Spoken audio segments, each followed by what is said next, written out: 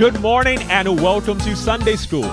This is our study of the International Sunday School Lesson Anniversary Edition, and we are excited that you decided to log on and be a part. So go ahead, take a few moments, get your Bible, get your notepad, or whatever you need to study along with us. Remember, you can go to our website, ambcchicago.org, where you can get the full outline of the lesson. Today's lesson for March the 13th, 2022 is Support for Needed Projects, taken from Ezra chapter 6, verses 1 through 12. And in honor of Anniversary Sunday, we have a very special guest teacher. Reverend Olivia Cloud is coming all the way from Nashville, Tennessee to teach us on today. She's a member of the Berean Baptist Church, and she is actually on staff at the R.H. Boyd Publishing Corporation, which prints all of our Sunday school materials. And so I know there's going to be some incredible insights. I need you to take a moment right now to like, to comment, and share this broadcast and invite someone to join you in walking through the lesson. Now, if you've done all of that, if you're ready, let's be ready to be taught this incredible lesson. Let's go to Sunday school right now. Good morning, Antioch family and friends. Let me begin by giving honor to God and thanking you for another opportunity to share God's word with you during the Sunday school hour of such a special occasion, that being the 21st anniversary of Dr. Gerald and First Lady Marmaduke. And my prayer is that God will continue to bless your ministry and your marriage, as well as your congregation that you have been called to serve. Thank you also to the Anniversary Committee for extending this invitation. The title of today's lesson is Support for Needed Projects. The lesson passage is Ezra 6, verses 1 through 12. The unifying principle reads, sometimes people focus on their adverse circumstances rather than seeking guidance. Why do we act and speak according to our situations rather than seeking liberation from them? Ezra shows us that when we recognize and confess our failings, God is ready to listen and support us, even in unexpected ways. But this lesson reveals several truths about some principles of walking in faith. The exiles had gone back to Jerusalem to rebuild the temple, and they went with the intention of living in a manner that was purely devoted to Yahweh, the God of their forebears. But they encountered opposition. So I think the first thing it teaches us in this lesson is that just because we're answering God's call and doing what God called us to do, that doesn't mean everything will go perfectly or that it will go the way that we think it should. Sometimes, and maybe often, when we're undertaking a task that the Lord has called upon us to do, we don't expect to encounter opposition. But why do we think that, really? Why do we expect God's enemies, and by extension our enemies, to make the way smooth for us? If we study the Bible, Jesus tells us that we should expect opposition and not wonder why it's happening. Yet we find ourselves saying, Lord, I'm only trying to do your will. Why are people opposing me? Why are people lying on me? Why are people being indifferent to this righteous cause? Now, I'm sure that as certain as Pastor Dew was that God called him to Antioch, he's probably had some days that he may have wondered, or at the very least said, now, Lord, I know you got this, but I don't know what this is all about. And we have to remember about some things about obstacles. We must remember that as much as Dr. Martin Luther King is lauded today, as much as Mrs. Rosa Parks is lauded today, they and their families faced major opposition for the work they were doing. And newsflash, all that opposition didn't come from white people. But a 1968 poll reveals that Dr. King had a 75% disapproval rating at the time of his death. In fact, a whole lot of people were rejoicing at his death because they felt like he was a troublemaker and people could then go back to the way they were accustomed to doing things. Mrs. Parks and her family had to leave the South after the Montgomery bus boycott because she and her husband couldn't find work and they were subject to continual harassment. Now, we know these two civil rights icons were doing God's work, but most of the country didn't know or didn't care. But in Luke 21, Jesus tells his followers to prepare for opposition. He says, you will be delivered up even by parents and brothers and relatives and friends, and some of you they will put to death. You will be hated by all for my name's sake. Now, a little background on our text for today. God had orchestrated through King Cyrus that the exiles would be released and be allowed to leave their Babylonian exile and go back to Jerusalem. And after 70 years of exile, the Lord, through King Cyrus of Persia, who had overthrown the Babylonian Empire, God orchestrated this so that King Cyrus instituted policies that allowed Israel to return to Jerusalem and rebuild the temple of God. They came back with the intention to rebuild their temple and to return following Mosaic law. What a time of rejoicing that must have been. God's chosen people vowed to return to true worship of Yahweh, to live purely and separate from the peoples of the land they were occupying. That was their goal. But now, and remember that the exile had occurred because their ancestors had compromised God's worship in the first place. Their ancestors had entered into relationships with people who worship foreign gods, and those people influenced God's people to worship their gods instead of staying true to Yahweh. But the exiles had good intentions. And we've all been guilty of saying, Lord, if you just get me out of this one. And Israel said it over and over again. They dreamed of going back to Jerusalem, their own land, and worshiping their God. Lord, if you just let us get back to the land you gave our forefathers and mothers. Well, they got back, but then it got hard. Sometimes in our distorted understanding of faith, we think we can just sprinkle a little Jesus magic dust on a situation and make troubles go away. But it doesn't happen like that most of the time. God opens a door, but God makes the way, but we still have to do some work. And sometimes we have to undergo some toil and some struggle. It's a divine human partnership in which God does what we cannot and then leaves us to handle the rest. If you recall in Acts 12, when God rescued Peter from prison, Herod had Peter placed under a maximum security prison and issued 4 squads of guards to soldiers to guard him. So Peter was shackled between 2 guards. In addition, 2 more guards were at the door as sentries guarding the guards who were guarding Peter. And as a final security precaution, there was a big heavy iron gate closing the prison fortress. Now, despite Herod's best security precautions, God's angels came into the prison. His angel came into the prison where Peter sat guarded. The angel told Peter to get up, and immediately his shackles fell from his hands. The angel then said, "Put your shoes on and your clothes and follow me." Now, Peter couldn't have gotten himself out of jail, but what he could do was get up off the floor, put his own shoes and clothes on, and walk out with his own 2 feet. So God got the exiles out of exile, but they had to do the work of rebuilding the temple. So the question is not whether we will encounter opposition, but whether we will be faithful to God and the work of God that God has called us to do. Tupac Shakur wrote a poem called "The Rose That Grew from Concrete." Very short poem. You can find it online. And in explaining the poem's meaning, he said in an interview that it paralleled his own life experience, that if you saw a rose sprout up through concrete, you would marvel at that accomplishment. Yes, it might have bruised petals and a little crooked, but it grew out. It came out of a hard situation.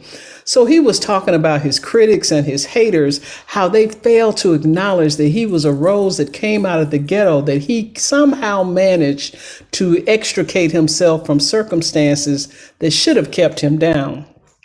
They didn't acknowledge him as a rose that grew from concrete.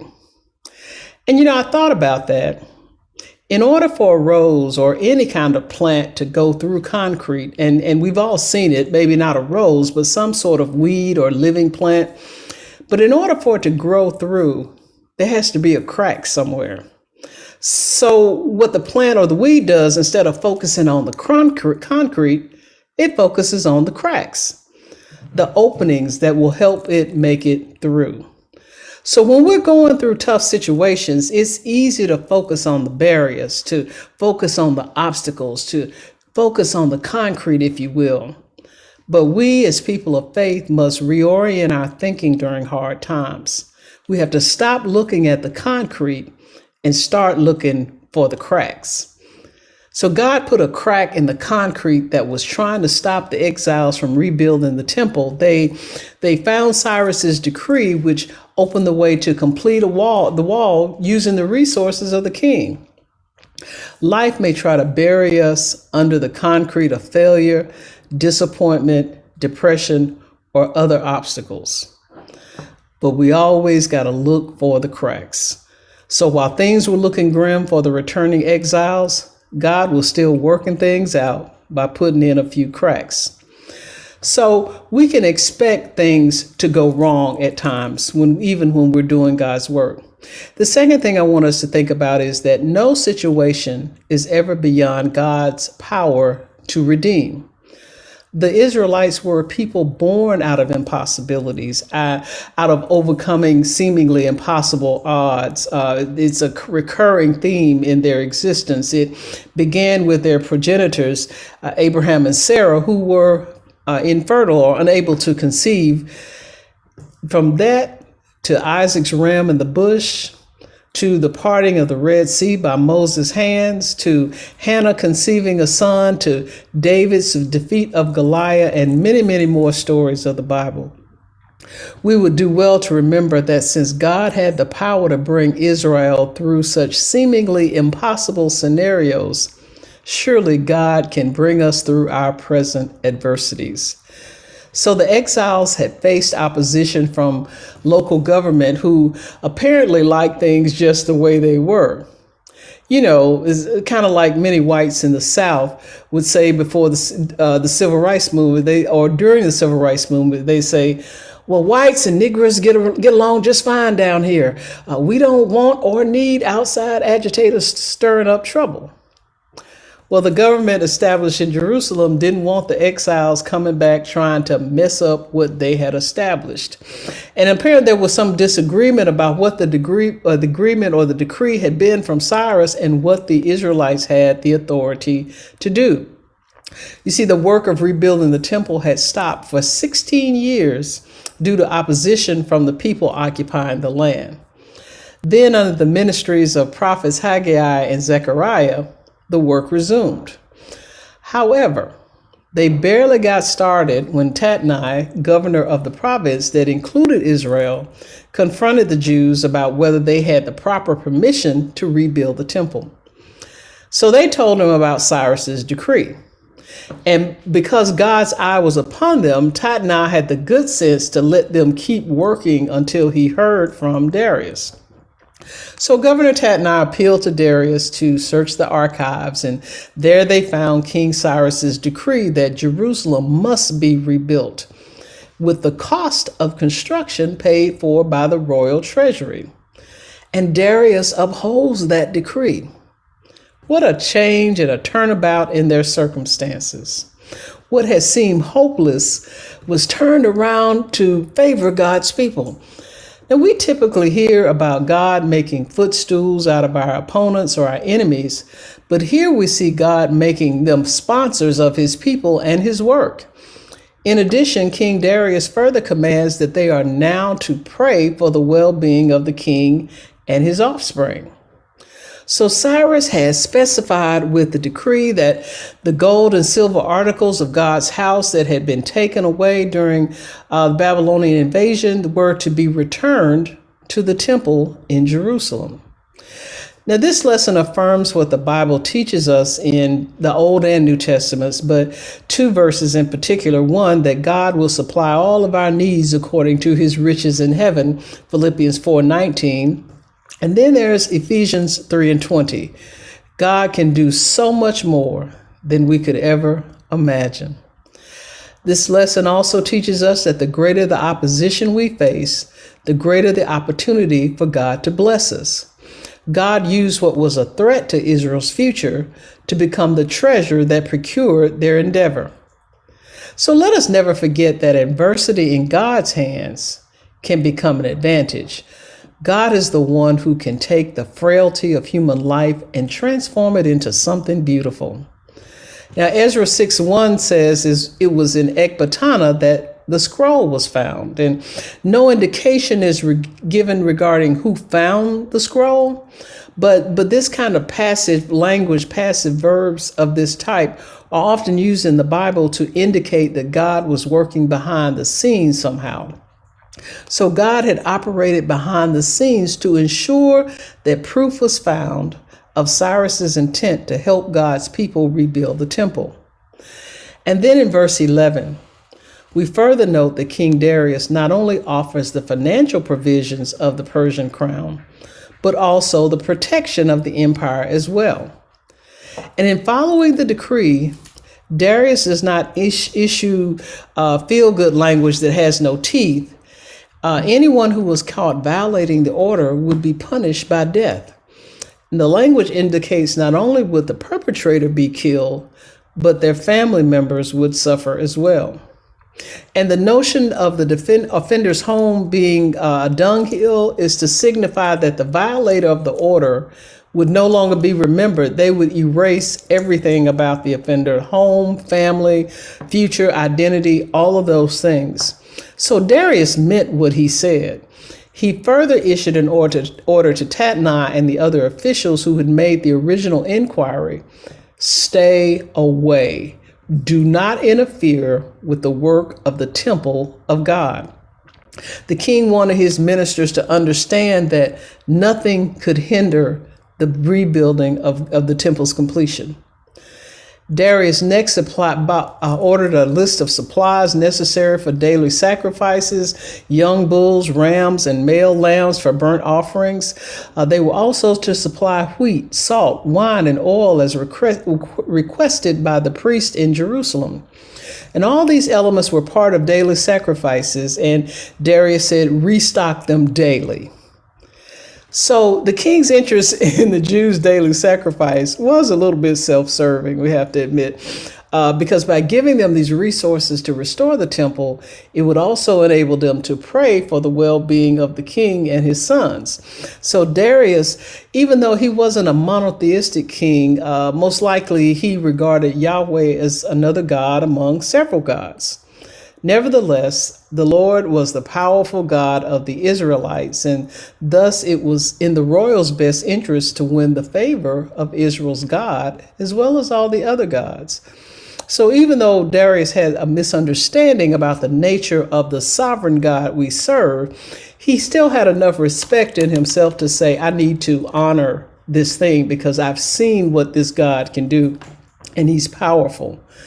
So in verse 12, Darius actually invokes God as the ultimate protector of Israel and their efforts.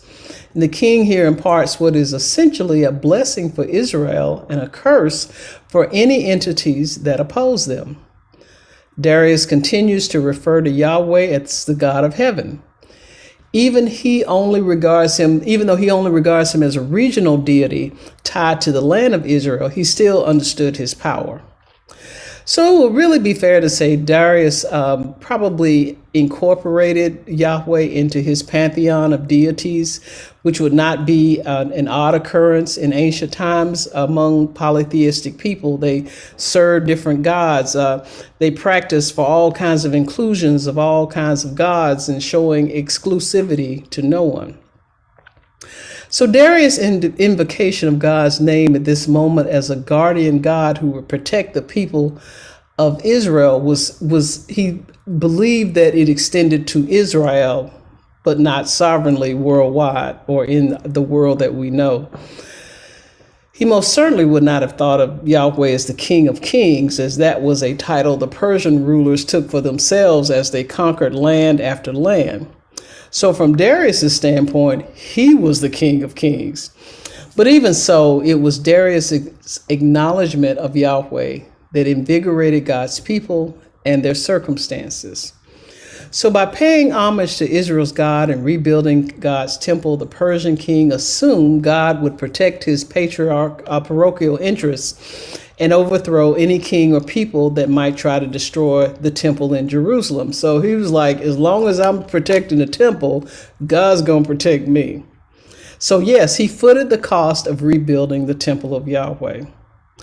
And as the exiles struggled to rebuild, they may have once again, in that time, felt overpowered by the authorities in their midst. Sometimes in our daily lives, we wonder, where is justice? We see the killings of Black men and women at the hands of law enforcement and others, and we wonder, where is justice? As we watch the situation in Ukraine unfolding, and we wonder, where is justice? And as individuals, we may feel powerless to affect change in these kinds of circumstances, but Christ encourages us not to give up. That if we keep on and keep on, we will get justice. Just like in Luke 18, he tells us about the widow who got justice, not because the judge was particularly concerned with her needs, but because she would not let go until she received what she needed.